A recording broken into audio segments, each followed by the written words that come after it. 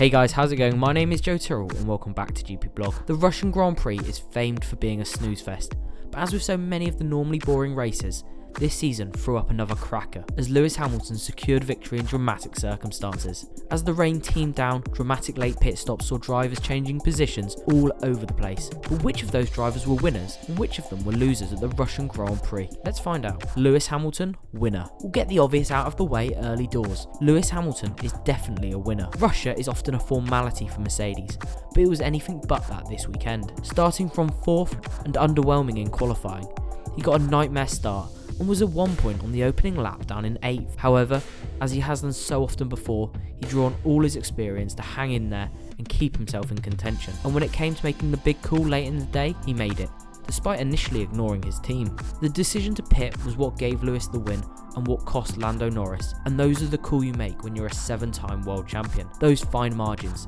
the extra experience. Not only did he win the race, but he became the first driver to win 100 races, Formula One's first centurion. A remarkable achievement. Congratulations, Lewis. But before I get into who our first loser is, make sure if you haven't already, you hit the like button, subscribe if you're new around here, and turn on notifications. That way you'll stay up to date with our latest content. Lando Norris, loser. Now, as harsh as this seems, and I thought Norris was magnificent, he was driver of the day.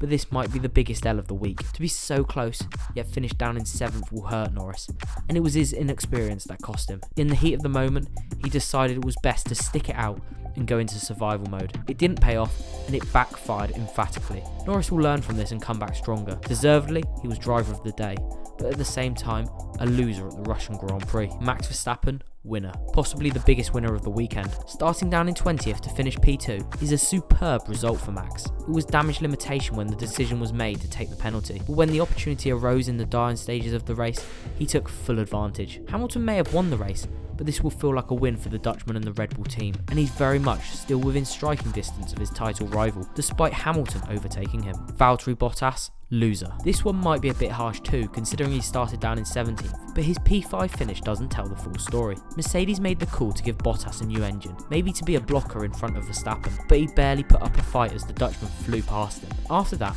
he was running down in P14 for most of the race. He got a bit lucky at the end with the rain, and that's what saved his race really. Any other day, the result would have made Valtteri Bottas a winner, but given the situation, he's one of our losers this week. Carlos Sainz, winner. Another under-the-radar performance from the Spaniard.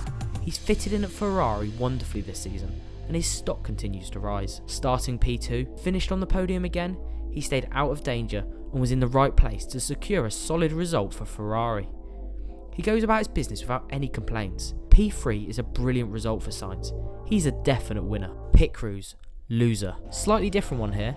Pit crews are a big loser for us this weekend, and that's largely because of a regulation change. Since Spa, when the changes were introduced, we've seen more and more longer pit stops, and this has cost some drivers big time. The rules basically increased the time between each action of a pit stop. Ricciardo had one when he was battling Hamilton, and Perez had one that cost him hugely. It was a huge shock for Red Bull, who are normally so reliable in that department. The changes have allowed for more human error, and pit crews are still getting used to them. It's different, and it's making things very unpredictable. Pit crews won't like it, but they're a loser this week. Well, those are our winners and losers for the Russian Grand Prix, but who were yours? Let us know in the comments below. Do all the wonderful stuff like hitting the subscribe button, smash the like button, but from me, I'll catch you next time.